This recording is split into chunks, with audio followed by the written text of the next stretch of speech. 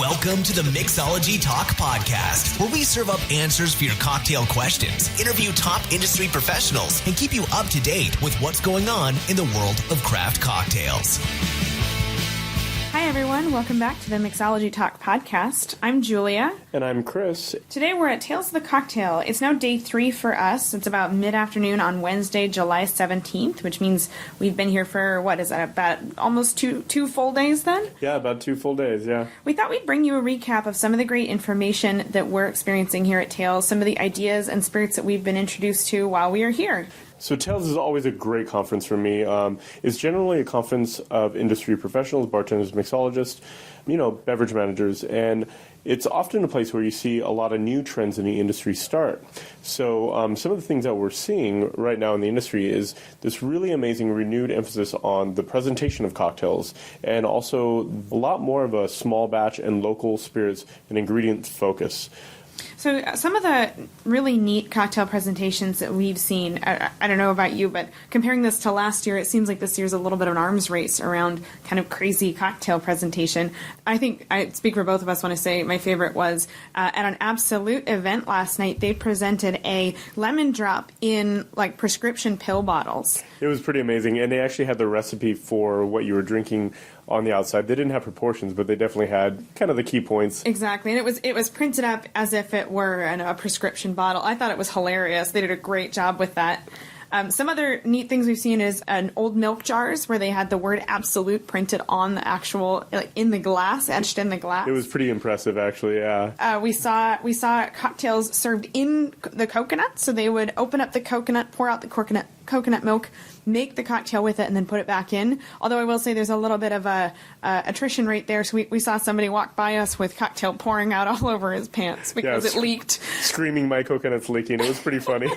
So be careful with that one. I think it was a really neat presentation, and we did only see one person get leaked all over. And one of my favorites actually at the Absolute event as well, they did a really great job on their presentation, was they actually created cocktails inside of soup cans. Yeah, they sealed them in, so you had to crack them open just like it was a Campbell's soup can. Yeah, and it was impressive. I have no idea how they did it, but it was a great presentation. Definitely something we've noticed and talked about. Yeah, that was really cool. Probably not something you could do at home. Probably not. But you could probably try the coconut. Just, check for leaks. Yeah. So some of the examples of some of the brands that we're introduced to and we got a chance to try while we're here that I was extremely impressed with, and hopefully they'll go to all the major markets around the country and the world, is a product called Sipsmith Gin.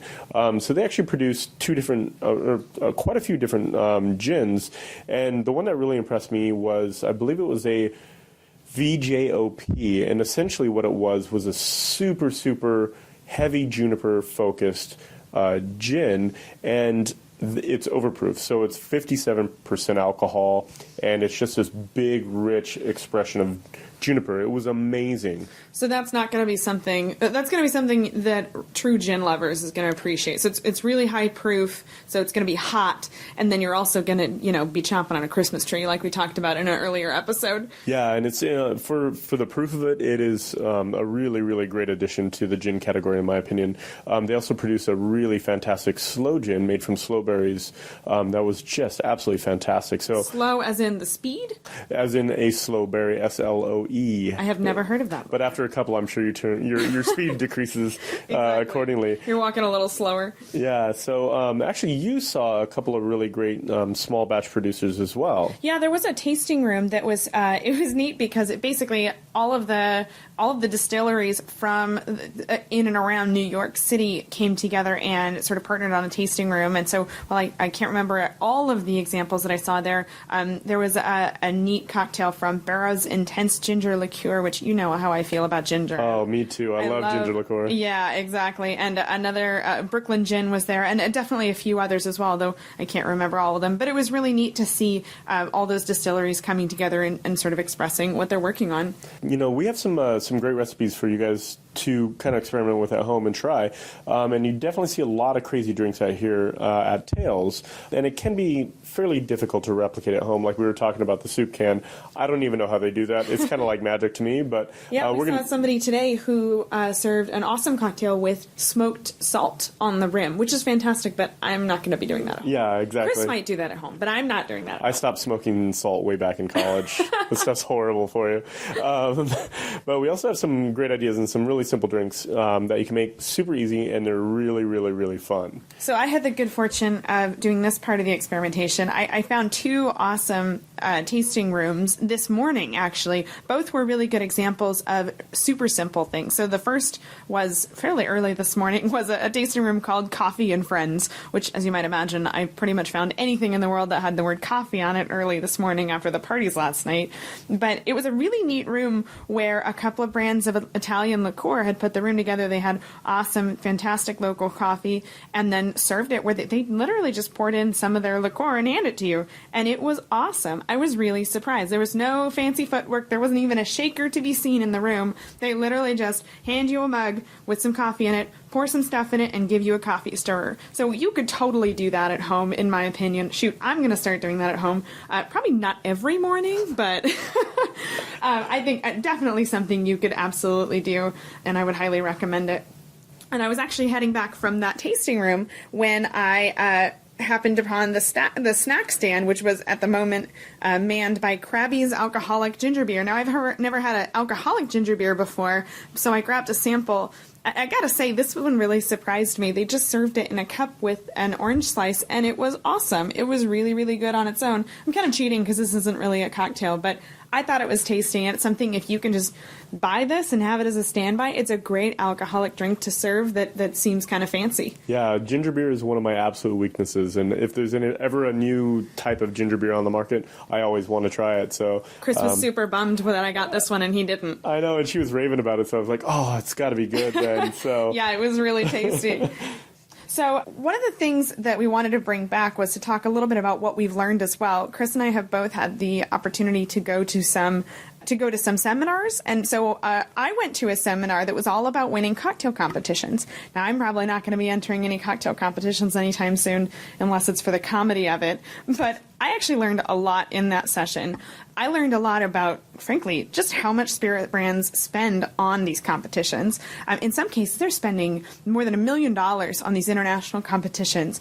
And what you start to realize is that as a result of this huge investment and the huge exposure in advertising, these competitions end up being a really fantastic way to sort of keep your finger on the pulse of the industry. You can see who the new bartenders are. You can start to see what the new techniques are that are coming through the ranks. Because if you're going to win one of these competitions, you've got to knock it out of the park and sometimes do something really crazy. Yeah, absolutely. There's nothing like competition to really, really kind of make you go above and beyond. Strive for more, right? Yeah, so if you're interested in just keeping an eye on the bleeding edge of the industry, I think it's a great idea to just kind of keep an eye on these really, really big cocktail competitions. We'll put a list of the biggest cocktail competitions that they told me about. We'll put those in the show notes, which you can find at mixologytalk.com/7. Perfect. And I was actually really fortunate as well. I had the seminar I was really, really excited about, the chartreuse tasting. They did a lot of vintage chartreuse, and it is my favorite spirit. What is it? So chartreuse is basically 130 different herbs and spices blended together in different kind of spirits and a little bit of sugar in there. It's amazing. So it's a liqueur? It's a very, very high octane liqueur. Oh, okay. Yeah, but very, very spirit driven as well. And it is herbaceous, it's floral, it's I can't even speak right now. I've had so much chartreuse. He's so excited about the chartreuse. But it was amazing. Chartreuse is one of the only spirits that actually gets different with time. Right, it ages in the bottle. It ages in the bottle, yeah. So it's really interesting to see the progression of all these different vintages of chartreuse and learn more about it. I found it really, really fascinating, and they dispelled a lot of the myths that go around chartreuse in general, which there are quite a few of them. Wasn't there one myth that the only two people in the world know the recipe and they can never fly together? And Right, yeah. So actually that is true. Only two people in the world know the recipe, from the entire recipe, but the fact that they can't be in the same car at the same time, the guy dispelled that and said, no, it's a bit extreme, so we don't do that. That seems like a logistical challenge. Right. Right. So one of the things I did learn was the fact that chartreuse is kind of a hard spirit to use in cocktails, but they kind of hit their renaissance or their height of distribution in the United States anyways back in the 70s when it came out with a really, really popular cocktail around the college campuses, and it was called Swamp Water. That sounds pretty appealing to me. Right, and it was actually really good. So they made a version of it. I don't think I've ever had one. So. Yeah, but we'll put the recipe in the show notes as well at mixologytalk.com/7.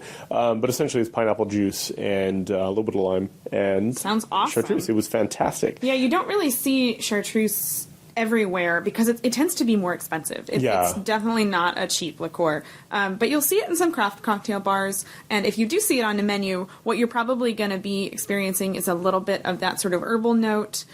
Usually it's used to bring an herbal note to cocktails, right? Right, yeah, absolutely. And a lot of complexity to a cocktail. It's one of the easiest ways to bring a huge amount of flavor to a drink. So that's something you can expect if you're looking at a cocktail menu and you see chartreuse listed. Absolutely. So I got to go back to the coffee and Italian liqueur tasting from this morning. I think I learned something here, and that just is that it is so easy. You don't have to be putting unicorn tears in your cocktail to make it fantastic. I love unicorn tears. Delicious, but really hard to come by. Right. So I just wanted to bring that back and say that's definitely something I learned, is that you can make a fantastic coffee cocktail just by adding another ingredient, in this case, a sweet Italian liqueur. So I just had to bring that back because I thought it was tasty. Excellent. Well, we're going to head back down to the tasting rooms now. We have another pretty full day ahead of us still, but we'll definitely have another podcast in the future. But if you want the show notes, just go to mixologytalk.com/7. So if you are interested in much more detailed notes from the seminars, we've actually put those together on a different place on our website. So we'll include a link to that in the show notes at the link we mentioned, mixologytalk.com/7. So you can check that out if you want. And in addition, one of the cool things about Tales of the Cocktail is a lot of these spirits brand give tons and tons of swag away. So we've been collecting a lot of neat stuff. So we thought we'd do a giveaway while we're at it. So if you happen to be listening to this before July 20th, then head on over to the show notes and we'll include a link to where you can enter that giveaway and you might come away with some neat swag. And like I said, we're going to go head back down and get our learn on, as they say. Get our drink on. and our swerve on, too. But we'll come back in a couple of days, do another update, and kind of outline some of the things that we've learned. And hopefully, grab a couple of people, do a couple of interviews, and talk to some folks about their experience here. Yeah, it's pretty crowded and it's pretty crazy. So I'm not sure if that'll work out, but we'll definitely try. So wish us luck. We'll go drink lots of water. And until then, cheers, everyone. Cheers. Never miss an episode by subscribing in iTunes or YouTube. And as always, check out the show notes by clicking on the right.